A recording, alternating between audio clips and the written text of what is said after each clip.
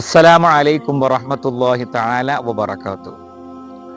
മഹാനായ ഹസ്സൻ ബസീർ റളിയല്ലാഹു തആല അൻഹു പറയുന്നുണ്ട്, ഒരു വിശ്വാസി എന്ന് പറഞ്ഞാൽ അവൻ സ്വയം വിചാരണ ചെയ്യുന്നവനായി, മറ്റുള്ളവരുടെ കാര്യത്തിൽ വല്ലാതെ വ്യാകുലതപ്പെടുന്നവരാണ് നാം എല്ലാവരും. എന്നാൽ നമ്മുടെ കാര്യത്തിൽ നാം എത്രമാത്രം വ്യാകുലതപ്പെടുന്നുണ്ട് എന്ന് നാം ചിന്തിക്കണം. മറ്റുള്ളവർ നമസ്കരിക്കാത്തതിൻ്റെയും മറ്റുള്ളവർ സക്കാത്ത് കൊടുക്കാത്തതിൻ്റെയും മറ്റുള്ളവർ നോമ്പെടുക്കാത്തതിൻ്റെയും പേരിൽ വല്ലാതെ പ്രയാസം അനുഭവിച്ച് അവരുടെ കുറ്റങ്ങൾ പറയുന്നവരാണ് നാം എല്ലാവരും.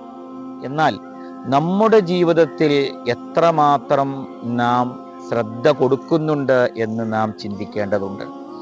വിശ്വാസി എന്ന് പറഞ്ഞാൽ അവൻ്റെ കുറ്റങ്ങൾ സ്വയം കണ്ടുപിടിക്കുന്നവനാകണം.